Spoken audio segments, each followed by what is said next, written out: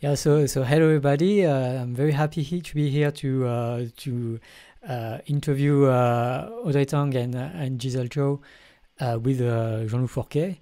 So we'll be discussing mostly the recent book Plurality that came out and all things around the digital democracies and how to improve the use of technologies for society.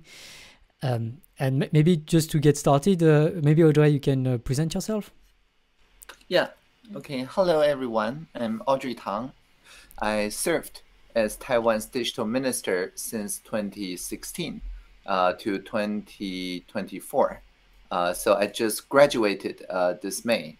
And on the day I graduated, May 20th, I published a book along with Glenn Weil, with Gisele, with many people. And the book is public domain. You can download it from plurality.net. It has no copyright. And in the book, we described how Taiwan started from very low trust, like in 2014, only 9% of people trust the government, to when we graduated, it was like more than 60%. So how to rebuild trust using technology for democracy. That is our main contribution in the book. Okay, and Gisele, can you present yourself as well and your role in the project? Okay, hello everyone, I'm Gisele Chou. I'm very happy to have this opportunity to introduce some. My mostly contribution is like the co-work and the assistant Audrey to contribute some meta-read chapters. I think that is a very special experience because we can through these words and to let more people to understand what's happened, what insights values is about Taiwan's experience. Yes, the Mandarin version was just published this month as well. Oh, nice. Congratulations. And because obviously Leah and myself, we read the book the past weeks. And one big topic of the book is what is plurality? So I guess you could spend a few words explaining your theory behind this plurality concept. Sure. So plurality is an observation that in our society, there's more and more differences, more and more conflict. And before, when we see conflict, we only see like protesting and the other side try to put it out. But now we see collaboration is possible, making bridge is possible. So instead of seeing fire on the ground and put it out, we now say, oh, is there oil? We can drill for energy. So it is a way to turn diversity and the conflict that started from diversity into collaboration. And so more concretely speaking, it is, for example, on social media, instead of sorting by people hating each other or shouting at each other, we can sort by which nodes on community nodes can bridge more distances, making sure that people who have different ideas can all see that, oh, here are some things that we can all live with. And this is how in Taiwan, for example, in 2015, we talked with Uber drivers, with taxi drivers, with many passengers and so on. We crowdsourced the agenda that led to the legalization that took care of the rural area, the urban area, the workers' rights, as well as the new business model of Uber. So everybody wins. But this is only possible because we are not afraid of conflict and can use technology to turn them into co-creation. And so for that technology to work, we need to trust the people with not just broadcasting messages to them, but broad listening across many differences. So plurality means collaboration across diversity. Yeah, interesting. And as well, I don't know if I remember well in your book, but you say somewhere that plurality is something that is a resource to co-create or to grow. And when you use this resource, it actually become less and less available. So you have to recreate and be careful and pay attention to keep that plurality alive in order to be able to produce growth with it. Growth. Yes. I mean, like societal growth, like that. Yes, exactly. Yes, because as I mentioned, when we turn the energy from protesting to demonstrating. Demonstrate means to make something that works better. So not just think this is bad, but also what is better. But when we discover something that really is better, like during the pandemic, really the demonstrators found a way to do contact tracing better, and we switched to it. But then there's less conflict in the society. So now you have to find new ways to see the next conflict, and then turn the next conflict into co-creation. Nice. And you have a nice illustration in the book as well, saying that plurality is at the crossroad of three different approach of plurality. Oh, yes. So there are three different thinkers who all use the term plurality. We have Hannah Arendt, who say plurality is the basic human condition, that nobody acts as an individual alone, but rather are always groups of people in action. So this is one thought. It is that the society is not composed of atomic individuals, nor is it a single society, like a single abstraction, but rather it is many intersecting groups. So that's Hannah Arendt. And then we have Daniel Allen, who says that in the society, how connected the society is depends on how much you're willing to face people who are different from you, who may have conflict from you, and then to make bridges across those differences. So that's Daniel Allen. And my idea of plurality is that the way to build those bridges should be the role for technology.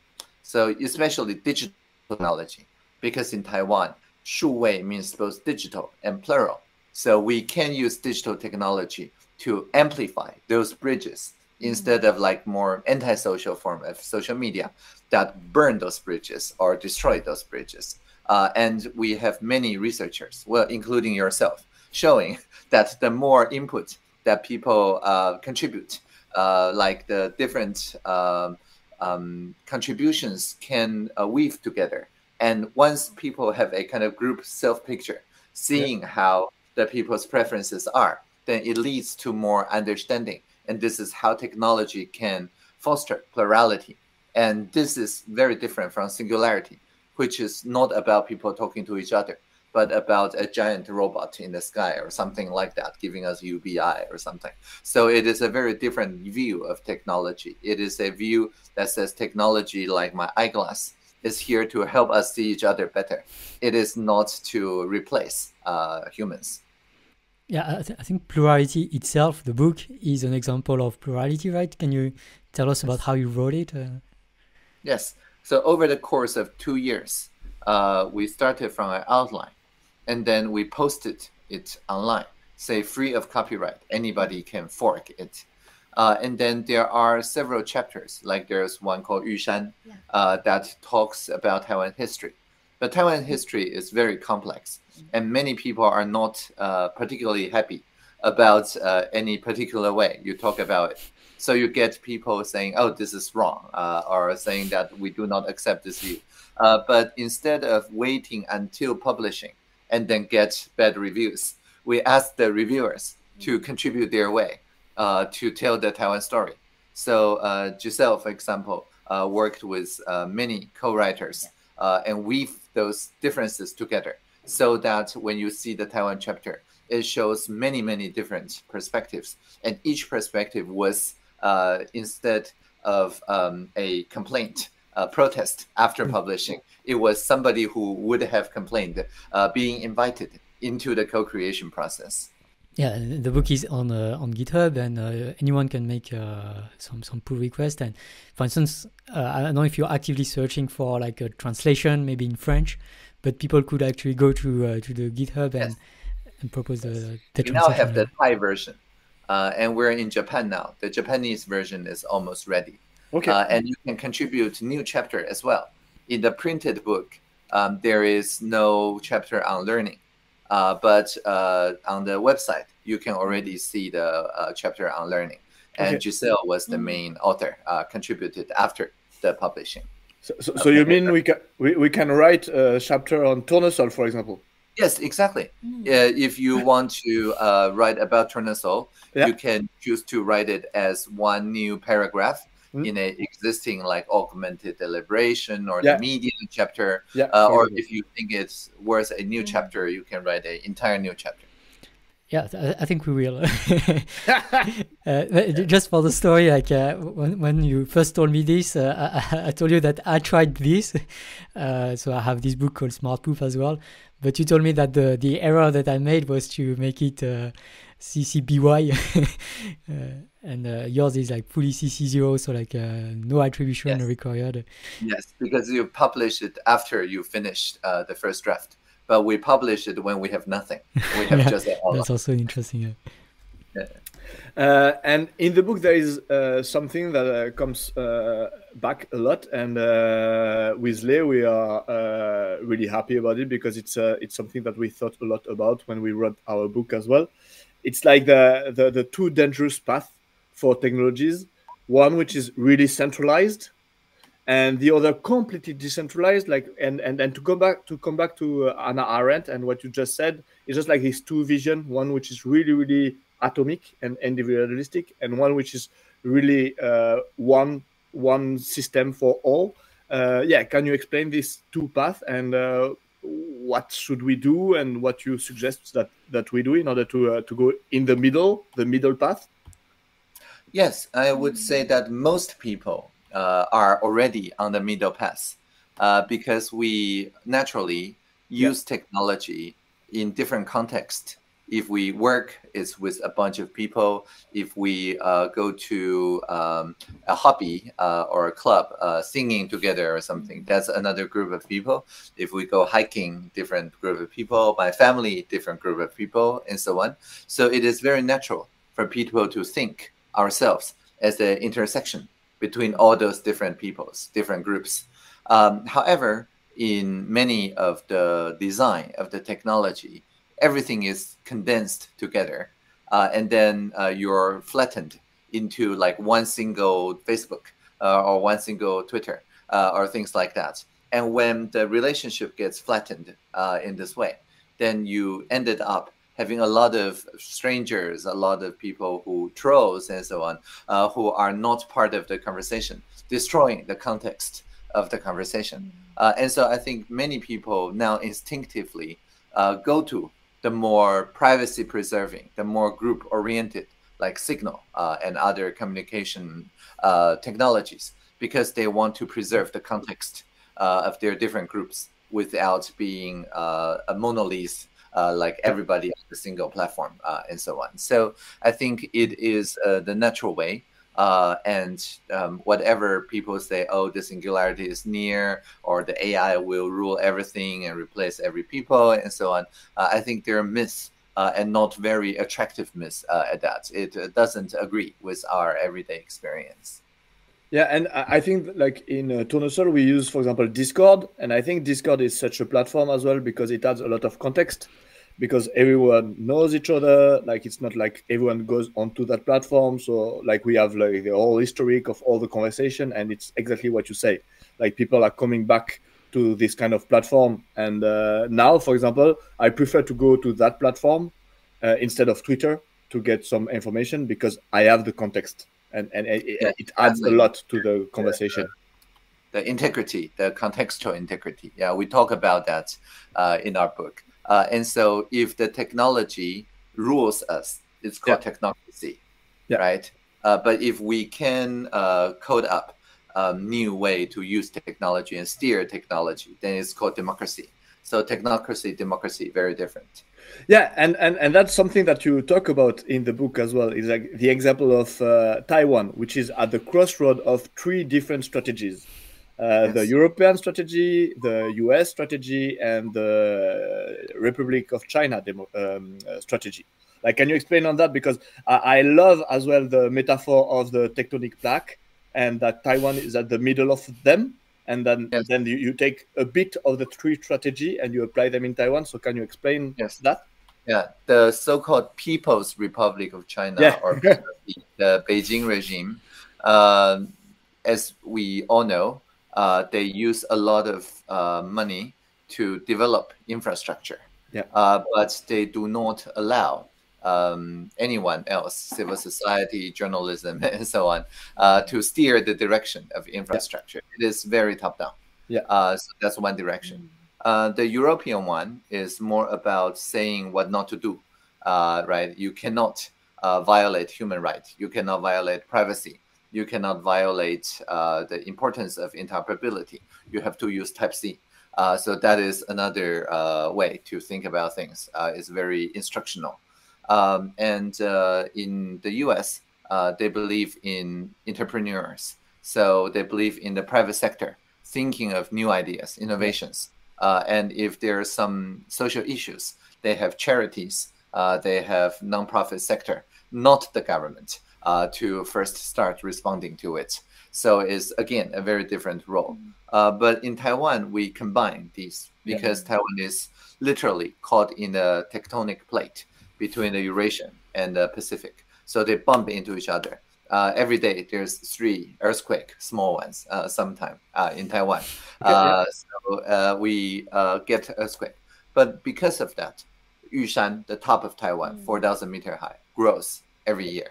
And so we took all those different ideas and we say, yes, the government should invest in infrastructure, but we should invest in digital participation infrastructure so that when people, through those DPI, can see how to steer the technology, how Uber comes to the society should be integrated, how AI comes to society should be integrated, how social media come to society should be integrated, then all those good ideas get government funding to be public infrastructure. So it's like airports, train stations that work through interoperability, which is the European view, but we make it not in a way that's top-down, but rather asking civil society to come up with small demonstrations, and then we amplify it with, say, presidential hackathon and many ways that we introduce in the book.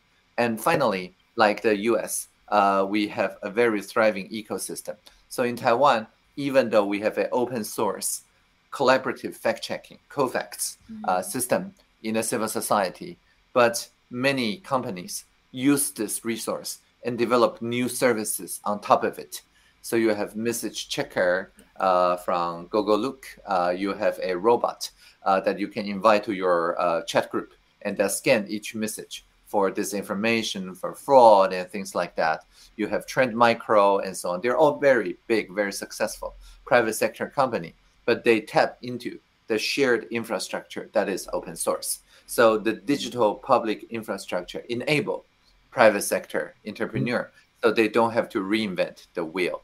So the civil society, the people steer the technology. The government invest in the infrastructure that scale the technology, and the private sector delivers new services, innovations. So we have the different ideas from the different jurisdictions. Like you mentioned, there is this steering from the EU.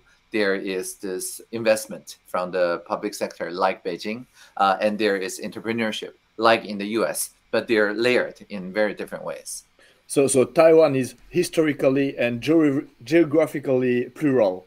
It's really like you took all these perspective, different ones, and you put them into like a better society. Like it's really like the symbolic that you describe and you try to make in the book, plurality. It's really like what Taiwan has done with these 3 perspectives. Yes, the name Taiwan comes from the Sivaya Taiwan, and that means a converging place. A place where different features converge together. Okay. So if it was one country which could write such a book as plurality, it would be a bit of Taiwan. Taiwan, I mean. Yes, that's correct. And another thing is like it made me think, because you talk a lot in the book about how the web is born, and a lot about this guy called Lixider or something. Licklider. Licklider, sorry. Yeah. And as well, like it reminds me, like when I listen to you and these 3 perspectives, it's as well why the web was well thought a little bit, because you had this democratic infrastructure thought, you had this government trying to invest in that ARPANET and DARPA, and you had as well the private sector doing some innovation and making things better and new technology and everything. So you had this mix of these three perspectives, and that's why the web number 1 or number 2 was like Wikipedia was kind of successful according to you before it went to hell as planned as well. That's what you explain in the book. Yes. Yeah, because this theme of the public infrastructure was what made internet possible. The internet started as a public infrastructure. The problem was that the governments and the charities did not consider open source like Wikipedia and so on, these public goods as essential infrastructure, critical infrastructure. So they did not invest sufficiently into keeping it. And so what happens is that now we do not have a single way to identify each other online, except going through Facebook or Google. We don't have a single way of paying each other online, except going through PayPal or something like that, right? And so a lot of the so-called Web3 movement is about re-decentralizing these different functions. But had we consider the essential service of personhood, association, payment, commerce, and so on, if they were all thought as digital public infrastructure that all governments should invest in together, then we will not have this hell that you did just describe, where a few incompatible companies monopolize our attention and so on. So just compare like the early internet. When you use email, maybe you use some mail provider, I use another mail provider, but our email can always communicate to each other because it's interoperable. Or when we did RSS, I work on the RSS and Atom formats. You can publish a podcast and you can listen to the podcast using any software. But if you now post on TikTok, you cannot view anything on TikTok without using TikTok. So it is very, very different. It is not an infrastructure view. It is now a lock-in view, a walled garden view. Yeah, absolutely.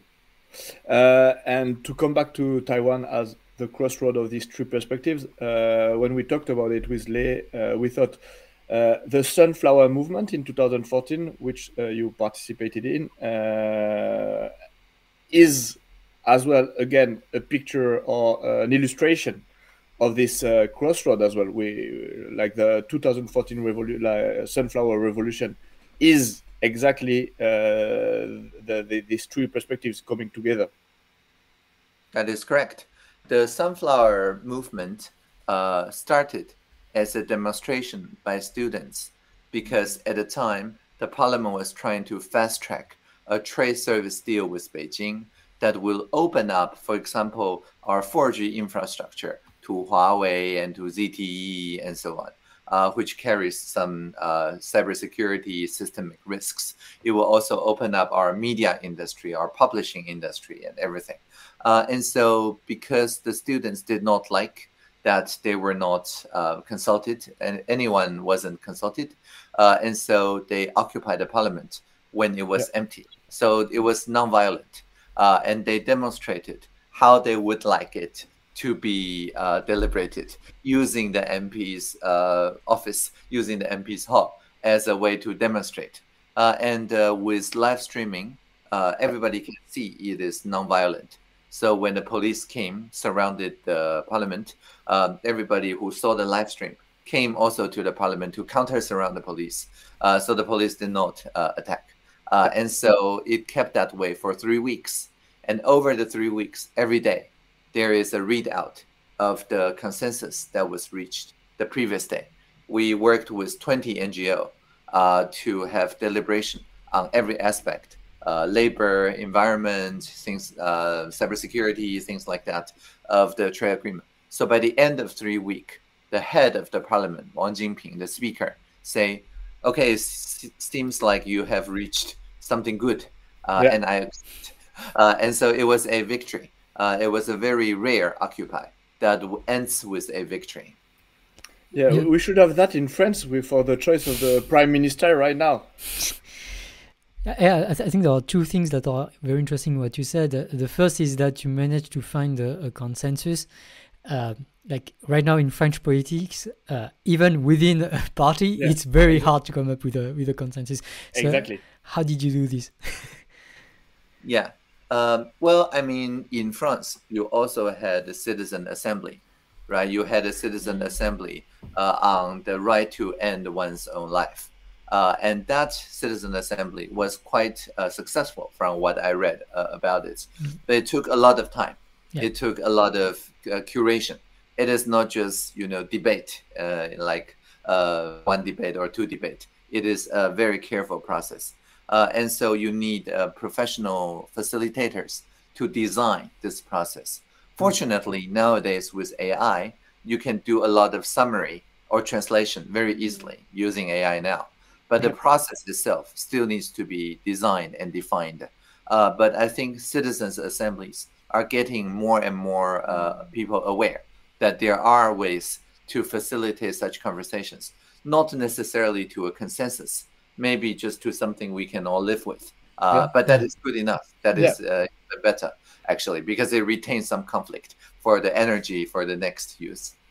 Yeah. But in order to be successful, it needs the politician afterwards to listen to what the assembly citizen has decided, and that's one of the topic in France, which was quite hot. It was like for the climate change assembly.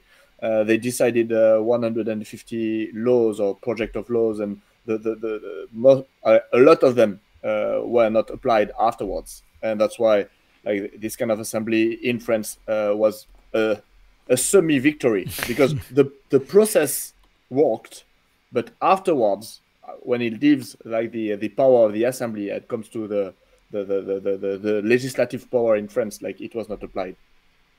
Yeah, in Taiwan, when we had a alignment assembly, when it comes to information integrity online, the top 3 agreed statements, more than 85% agreement, post-deliberation, almost immediately became law. It passed a few weeks ago, so it's only like 2 months, 3 months between the deliberation and it became law. And so you need a fast turnaround, because if you don't, then people feel they have wasted their time. Exactly. So I think the great thing about this process is you can start small. You can start with a city, you can start with a district, you can start with arrondissement, a region, but it doesn't need to be always national. If you try it on a smaller scale, usually it's easier for the city council or the mayor to promise than the president. Yeah. I think the other thing that is quite special about the Sunflower Movement is how much importance you gave to digital technologies as a way to empower the people. Can you speak more about this? Yes. So that was the very beginning of live streaming. So in 2014, Twitch or YouTube Live or Facebook Live was just beginning. And so it was very easy for people to just dial in and feel that they have a say. So although we have 500,000 people on the street, there's even more people online, and people from all the different time zones care about the Occupy movement. So for the first time, we can include people who normally will not go to a deliberation. And so like my grandparents, they're now, my both grandmas are over 90 years old now. My parents over 70. So for those senior people, it's very difficult for them to physically participate in an Occupy. Not very easy. But if you can do a video stream like what we're doing now, because in Taiwan, we have broadband as human right. So anyone can have unlimited data connection and a very good upload speed, no matter where you are. And so if there are ways to include people's voice through online means, but to aggregate those ideas into something that is happening in real life, in real space, so making a hybrid setting, then a lot more people will care about what's happened in the space, like the occupied parliament, compared to if they only can read it on TV, because in TV it already happened, right? So you cannot do anything about it. But with the live stream, if you see something, if you have a voice, you can immediately say, oh, I want this new idea to develop in this way. And there are ways to take those ideas from the live streaming into the occupied place. I'm just curious, like, was there also like cyber attacks, or like did China or the People's Republic of China try to like mess with the result? Yeah, we of course face cyber attacks all the time. In fact, just last year, our subsea cables, the physical cables connecting the Mazu Islands and Taiwan, were cut in 1 week. Both were cut by one cargo ship and one fishing vessel flying the Beijing flag. And so they say they accidentally dropped anchor, accidentally kept moving. I was sure it was an accident. I'm sure it was an accident. Yeah, so we have to invest in resilience. And plurality is, again, important. So we work with the French, Luxembourg, SES Global, but we also work with the UK, OneWeb, many different satellite providers to make sure that even when the subsea cables are cut, we can transmit our video to the world. And we also convinced not just Google and Microsoft, but also I think early next year, Amazon will all set up full regions in Taiwan so that there's redundancy. And even when the subsea cables are cut, the video conferencing within Taiwan can stay in Taiwan. And so the plurality of providers ensure that we're not locked into any single vendor like Starlink or whatever, but we have a choice when it comes to the cyber attacks and mitigating against the cyber attacks. Yeah, like more precisely, I was concerned when you said that you wanted your grandparents to participate in the live streaming. One concern that I would have is that maybe they can be replaced by fake accounts, or there would be fake accounts playing the roles of your grandparents, trying to hack the discussion. Oh yeah, so like in Taiwan, we sent 200,000 SMS messages to random numbers in Taiwan. So only Taiwan's phone number can receive them. And if you are not among the numbers that receive from 111, the official number, then you cannot participate in this live stream. And so there are very strong authentication, usually using SMS. And because in Taiwan, you need to have 2 photo ID to get an SMS number. And if you try to get 5,000 SMS number, then the anti-money laundering office will be after you very quickly. And so it is not easy, actually, in Taiwan to get fake identity through SMS numbers. So that's usually how we tackle the problem of impersonation. Oh, interesting. I think I want to. I just think something is about what Audrey sharing, that is.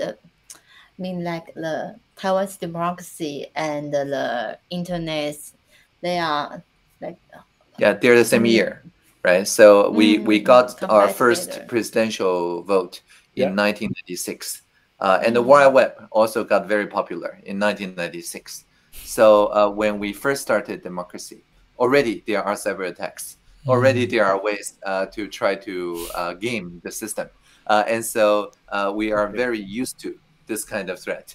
And we design our political process, our democratic process, not with the political people and the technical people thinking separately, but they're literally the same generation of people. And good. The Sunflower movement is the same because the internet is open. So the democracy is more open, so people can see that, and people have the chance to say and to make a different choice. Yeah, in other Occupy movements, maybe you have the activists holding the core, and the technologist can only help on the periphery to like live stream or something. But in the Sunflower movement, we work very, very closely together. That is another difference. Yeah, and like what you described, like make me think about like the concept of coevolution, And in Taiwan, it's like democracy and web co-evoluted together. So like in our old democracies, it's really hard for us to integrate technologies because we have everything set since, I don't know, 250 years or something. And now it's really hard to integrate new technologies. But when you're born and democracy started with technology, then it might be not easier, but you've done it. And it's like this co-evolution is more naturally. That's really interesting. I mean, the voting system in the US is not very modern. Yeah, it's a very old one. It's time for horses. Exactly. Right? Another concept we wanted to talk about, because you deal with it and you talk about it extensively on the book, is like the freedom of speech. And you say, like, in a world where information is scarce, freedom of expression, freedom of speech is extremely important if you want a society to function. The slightest voice that could talk about a subject in a new way and that is censored is a tragedy for society. But nowadays, information is not scarce. So we have to question and we have to integrate ourselves. What do we do with this freedom of expression? What do we transform it? Do we want to eradicate it, or do we want to invent something else? So what do you suggest in the book? Yeah, I mean, we talk about cyber attacks, Yeah. but there are also information attacks, right? Exactly. So those attacks, they do not need to censor nowadays, because censorship works when information was scarce. When you have just a few TV stations, a few newspapers, then of course you go after them and censor them. But now everybody have internet connection, and attacks are not about censorship. It is about polarization attacks. So it will amplify the noise on both sides of the extreme. And because they're very loud, so it makes a conversation impossible. And then they can say, oh, democracy only leads to chaos. But they helped to sow the seed for the chaos, to amplify the most polarized voices. And so in a sense, it is not censoring anyone. All the expression is still there, but it doesn't reach any people anymore, because people's attention are hijacked by the most extreme voices, the polarization attacks, right? So in order to fix this problem, we need to sort differently. Instead of sorting by so-called engagement or how many people click on it impulsively, we need to sort by bridge building. Like in community notes on x.com or on the YouTube notes or on Polis, many systems, we now have a different way to say, if you're very loud and you convince only one part of the ideology, then your message do not flow to the top.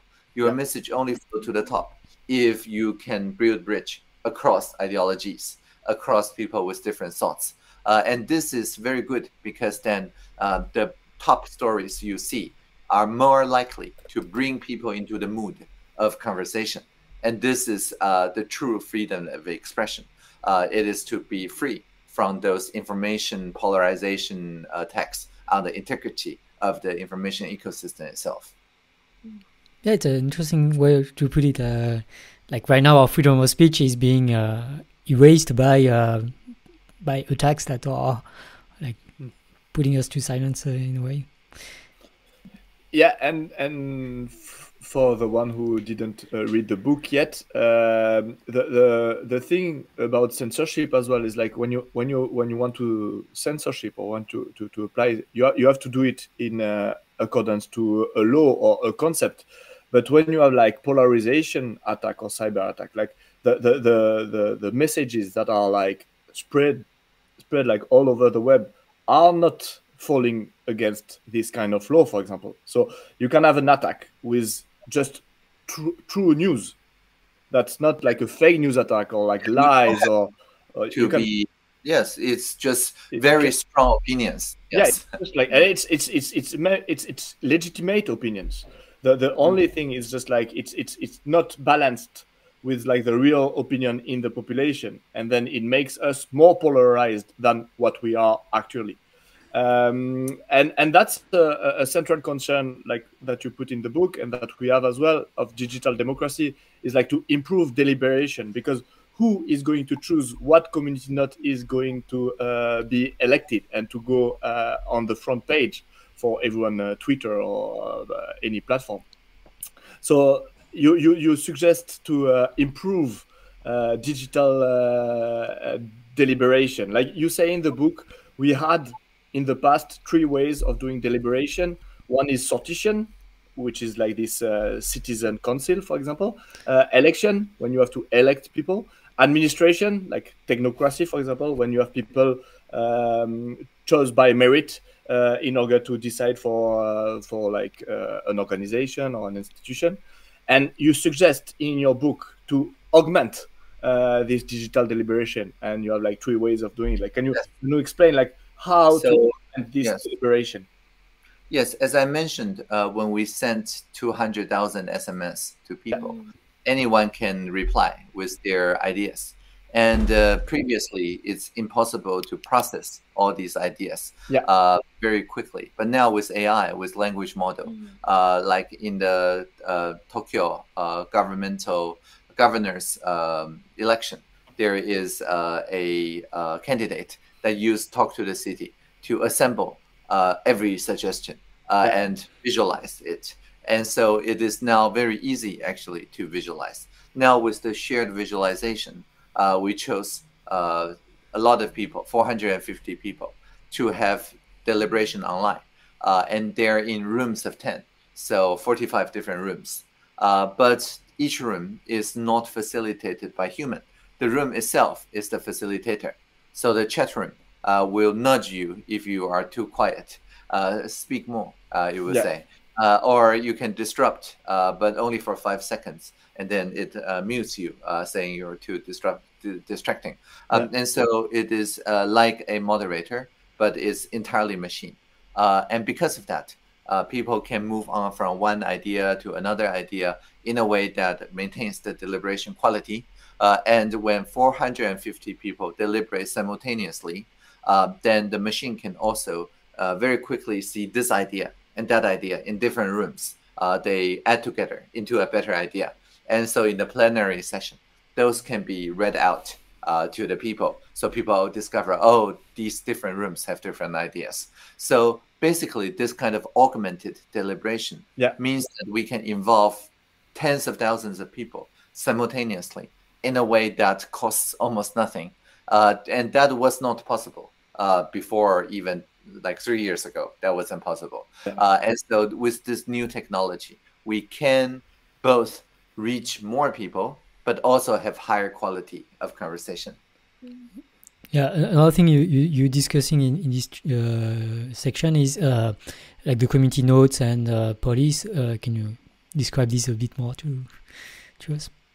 Yes. So community notes is a way for people who look at the tweet or X posts and want to add some context to it.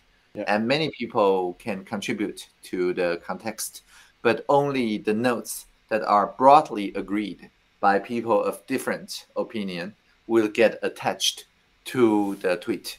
And once it's posted on the post, then even the original poster, like Elon Musk, cannot take it down. So it becomes like part of the post. So people understand, oh, this is not the entire world. You must balance that with this context. And this is important, exactly as we say, because often those posts on X.com are legitimate opinions. So it's not like you can take it down because it's illegal, but it's often very one-sided. It's missing very important context. And so community notes is a way to add those contexts back.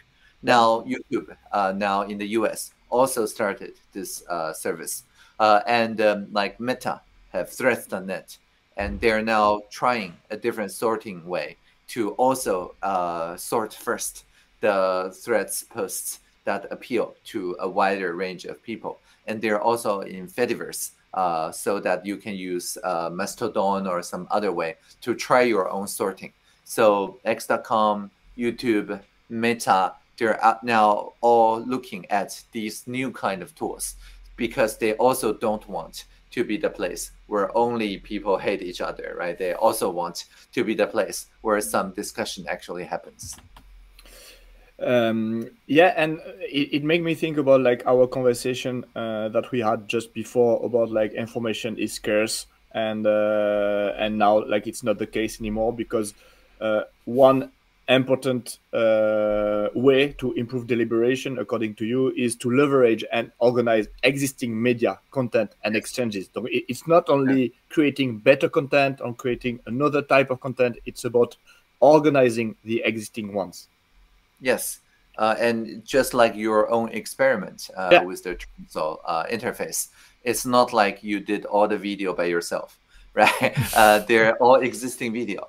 It was just arranged differently. And this is important because otherwise you face the bootstrapping problem. You will have to convince all the creators to switch to your platform, and that is not very useful. But if you can reuse existing content, but just separate the publishing layer with the curation layer, and you work on a better curation layer, then that solves almost all the problems. The great tragedy of the social media was that the curation was not free. So everyone were trapped into the publisher's default way of curation. And they often curate only for the advertisements, only for the impulsive buy. And that leads to the current hell. But if you can elevate the curation into its own service, then that solves almost all the problems immediately. So that would be your suggestion for the recommendation algorithm. Like it's like what you call curation layer. Like we have to make the curation layer, meaning the recommendation algorithm, freer. But what would you recommend? Like how would we create better curation layer and recommendation algorithm for platforms such as YouTube, like inspiration from community notes, for example? Yeah, YouTube now has community notes as well. So they will keep trying to roll it out. But you can also think of, for example, in the EU, you have the Digital Market Act that says WhatsApp have now its own protocol called Signal Protocol. But it used to be you have to install WhatsApp to send message to people with WhatsApp. But now the EU says, no, you must interoperate. So now iMessage, RCS, Google Message, whatever, they now must be able to send message to each other. You cannot force people to install WhatsApp anymore. They're no longer like monopolizing this messaging space. And so you can think of it not just as messages or group chats, but also if you now think YouTube with its content posting, it must also allow for different third-party curation layers. Then that changes the game. Of course, the Digital Market Act doesn't say that currently, but you can imagine a version of Digital Market Act that says that. That says now YouTube must be able to work with people who bring its own recommendation algorithm, its own curation layer. That is one possibility. Another possibility is to say, like in the US, YouTube can get away with their moderation because the US has Section 230. They have a law that says the social media companies are not liable for the choices they make in moderation. But if you change that law and say, yes, it can moderate, of course, according to like the illegal content, takedown, whatever. But if it elevates some voices, then it needs to be liable to the voice that it elevates. So volume control, like recommendation algorithm, unless it's open, it's interoperable, unless people bring it themselves. Otherwise, if the platform only provide a default and do not allow the choice to change the default, then it must be liable to the harm that is done by this default algorithm. That's also a possibility. So whether you think of it from the interoperability angle or from a liability angle, you have some ways to make the curation layer its own layer. So either interoperable or liable, but you have to choose. Yes, exactly. Okay. Yeah, it's interesting because I think interoperability is a big discussion topic in France, especially with the Conseil National du Numérique in France. And well, liability is also an important factor. But like, for instance, with the genocide of the Rohingyas in Myanmar, it was a big topic. But I think like somehow you've been talking a lot more about recommendation algorithms than you've had in the book. Like, I felt like there was not a lot of that much discussion about this. Like, was it like intentional or like? Yeah, we talk about that in the media chapter, but we did not spend many pages to talk about the details. It's all in the footnotes. Okay. So in a sense, we're now just expanding the footnotes. We're reading out. Interesting footnotes.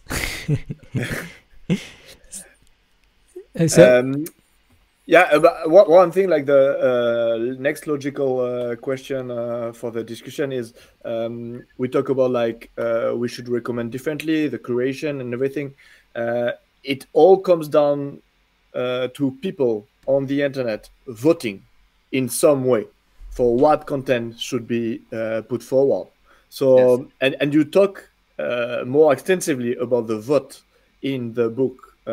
So digital democracy and voting. So you have a section which is all about voting. So what is like the best ideas according to you when it comes to digital voting? Yeah, in Polis, for example, or community notes, there's upvote, there's downvote, and that is already very different from many democracies. And in Polis and in community notes, you can upvote many things. But now in voting, usually you can vote only for one candidate. Again, very different. And so in the book, we talk about even more advanced form of voting, like quadratic voting and so on, that makes it even easier for you to express the intensity of how much you like something. But all of this is easy to implement. There are now many places already implemented approval voting or downvoting or quadratic voting and so on. All it takes is a different imagination, thinking about voting as ways to get more input from the public. And so the more signal you get, the better. So I think we can start by voting for budgets or voting for priorities or for petitions, because for voting for people, as you say, many places have 200 years of tradition. Very hard to change that, political parties. But if you have participatory budgeting or some citizens initiatives or presidential hackathon, these are the ways that was not there 200 years ago. And most of the voting there takes place online anyway. So it's easier to introduce new forms of voting in this digital native new realms. And really interesting. And one thing that, like, when we talk about like historical context and everything, and one thing we talk about in our book is about the difference between something called volition and preferences, like short-term choice and long-term choice. And I was wondering what you think about that difference, because like in the old democracy, like for example, before the voting on Sunday, you will cut all the media for 48 hours for people just to think about what they're going to vote, like just not to react and not to vote instinctively, but really trying to think. And that's something which is really important according to us when it comes to digital democracy, is trying to gather this long-term and well-formed opinion of the people. Yes, that's why we need to put like 10 people in the same video call and to make sure that they all listen to each other. So you speak, but you spend 9 more time listening. And that gets people into a different mood. I mean, we can literally get those 450 people each individually voting, but then they would just instinctively go to the place that their first thought is. But after listening to 9 different people, most of them actually change their attitude because they can see from different perspectives. So this is the importance of spending more time listening. Broad listening is more important than broadcasting.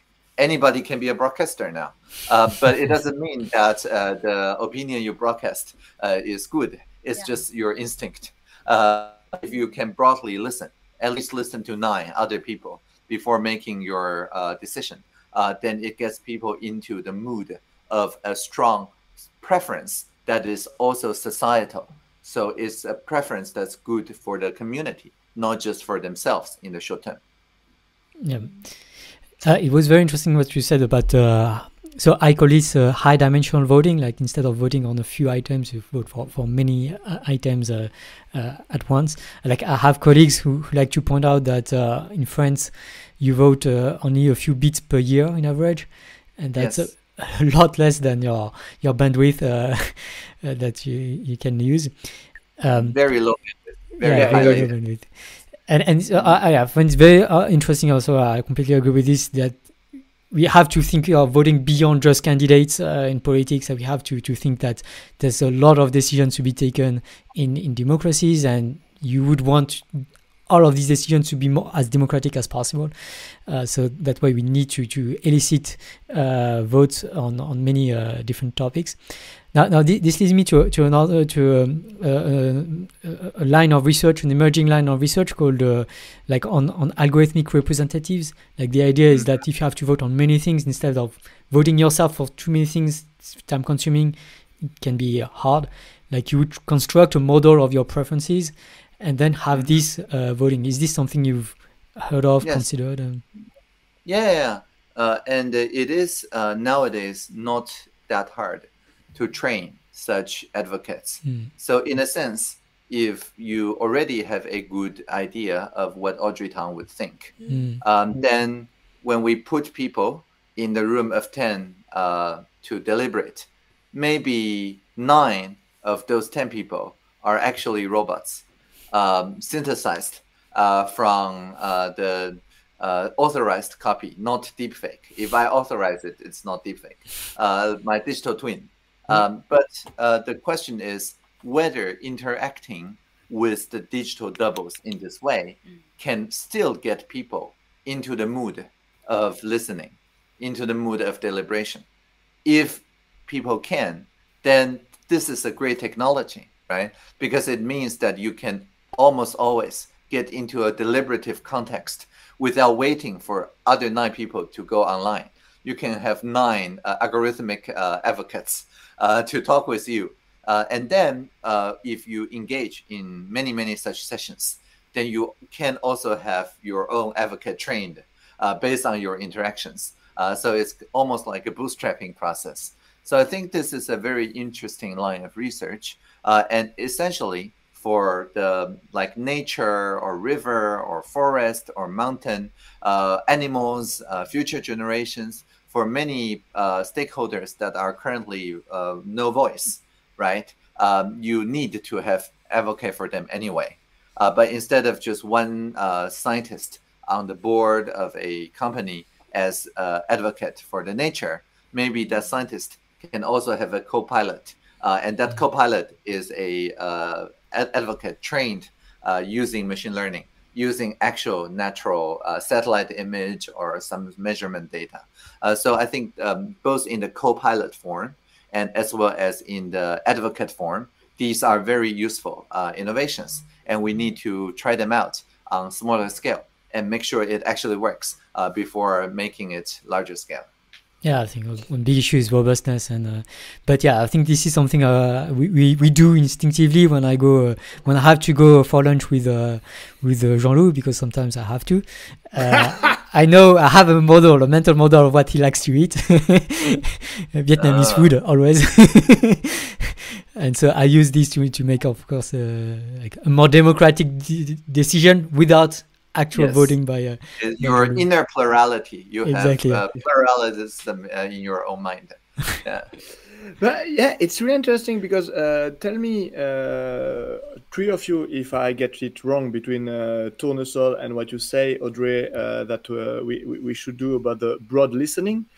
It feels like me in tournesol, it's about broadcasting the choice of everyone. So trying to listen to everyone's choices. And when it comes to, but we could just broadcast the choices of people who had only narrow listen. That is correct. Which will be like insufficient. So in a way, we have to make sure that people actually broadcast and broad vote for every video that they think it's a good video to vote for. But in a way, we have to make sure that they before that broad listened to different perspectives in order to make sure. Yeah, like they're in a mood of accepting different perspectives. Yes. And not just like their instinctive choice, like, oh yeah, I love this video and really I should recommend that video. And yeah, but did you broad listen to 10 videos about that subject before you said that? Yeah, or snippets or summaries or something like that. Yeah. Yeah, I think one idea we have in the future is to have some sort of community notes on Tonso as well, so that when you're voting for a video, you have the context given by a broad community. Yeah, that's great. Look forward to that. Yeah, just have to ask the developers to work a bit harder.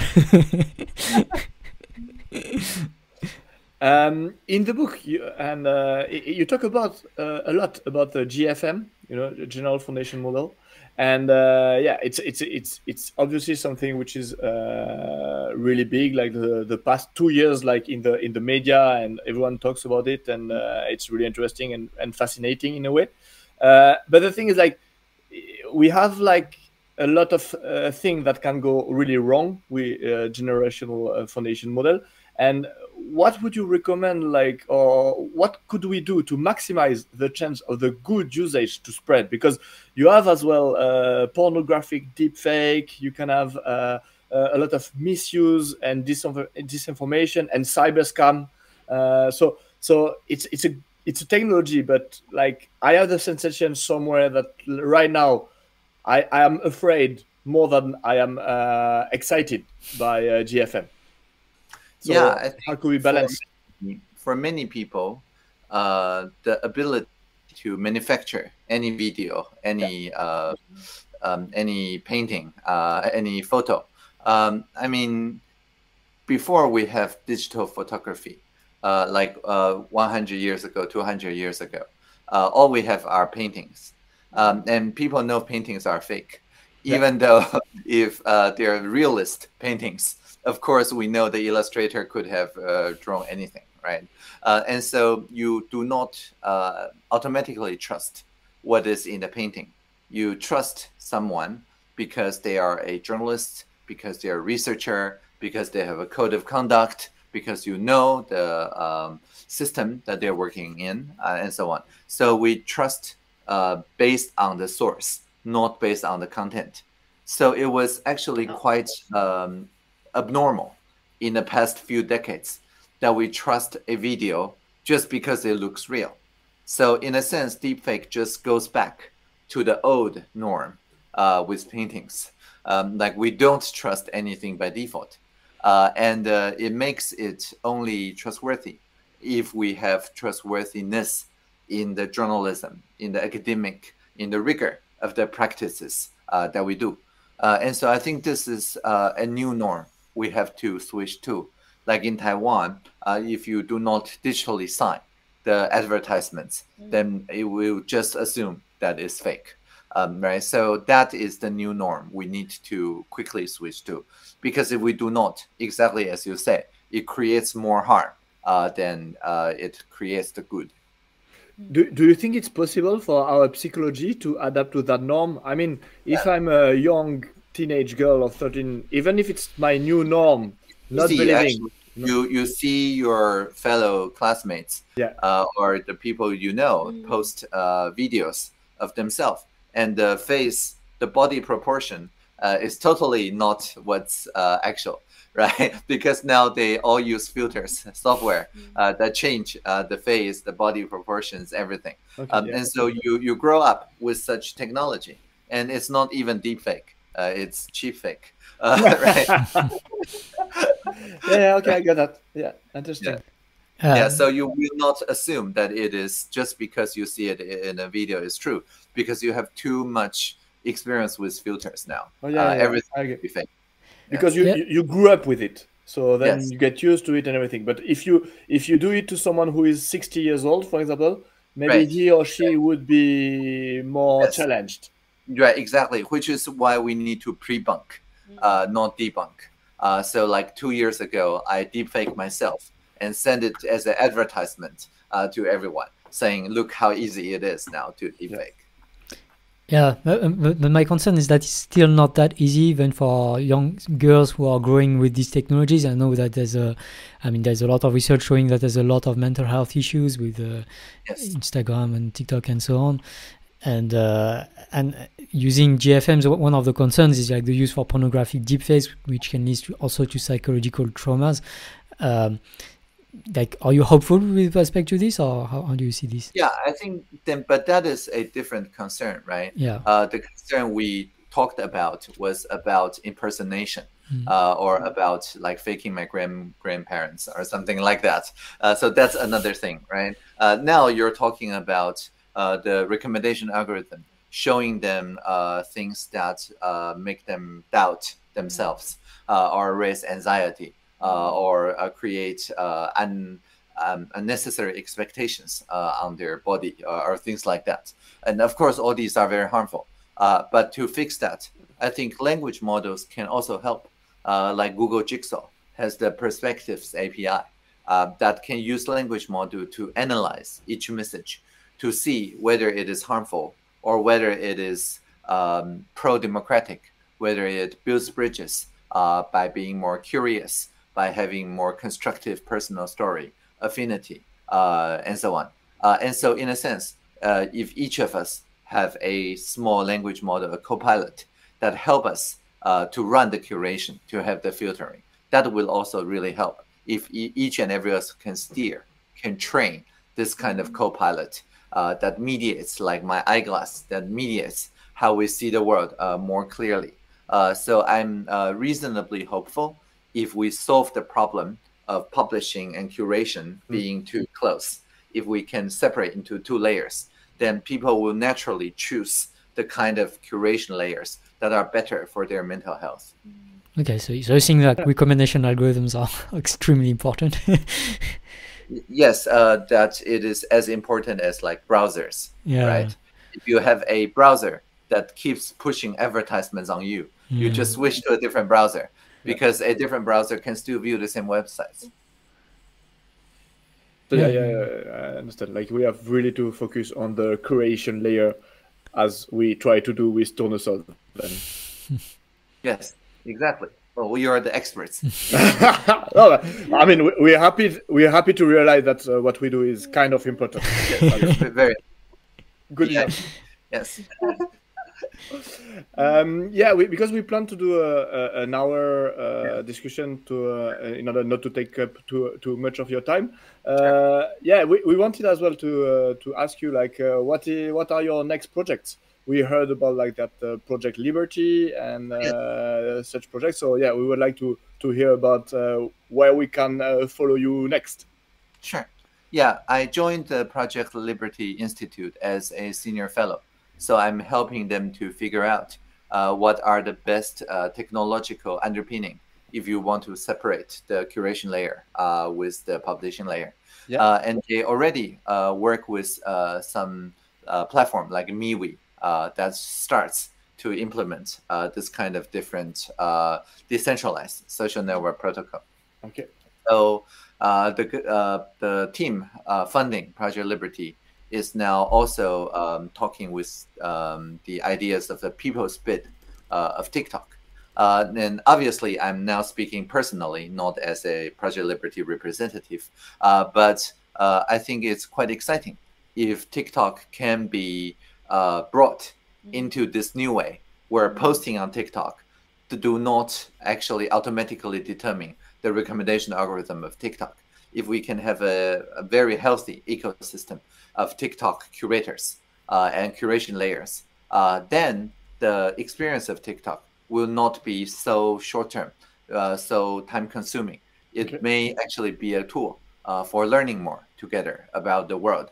And so I think bringing more mainstream platforms like TikTok into this new world where publishing and curation are different layers. I think this is one very important direction. Interesting. And last question to conclude, like in the book, I like when you talk about seeds and the theory of change that you developed, because we talked as well about theory of change in our book, and it's a fascinating question for everyone who wants to have a systemic impact. So how to invest my time and my energy for some seeds that I find maybe are going to be good for the world. And you say, okay, you are the Web3 community seeds, which have some advantages against or in coordination with the ecosystem like Taiwan, which is as well a seed, like a more political nation seed. And what would be the best community Web3 based seed that we can invest time or look or observe in the coming years? What are the best? Well, I mean, we have the Plurality Summit in August 8th, just to talk about this very topic. Yeah. Right? Nice. Yeah. So feel free to pay attention to the plurality.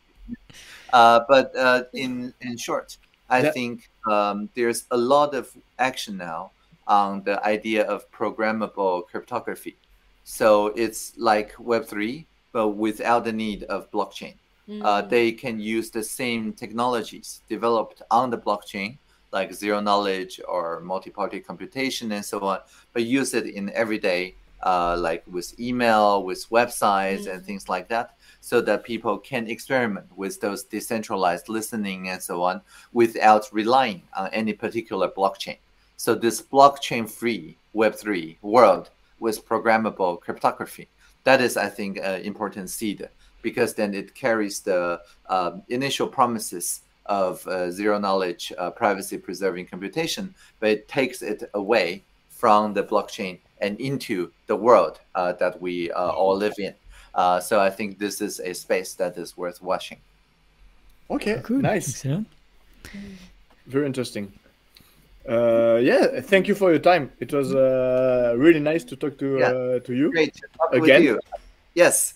It's usually when we meet in real space, in high definition, keeping it up using 2-dimension is easier, because in my mind there is a 3-dimensional you.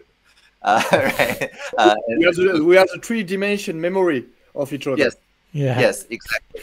So it's very good to catch up in 2-dimension. You're welcome. Thank you very much. It was excellent, and hope we'll see you. We'll follow you, and we'll see. Hopefully, digital democracy will prevail, and we will help. Definitely. And keep up the good work. Live long and prosper. Yeah. Bye-bye. Bye. Bye. Ciao.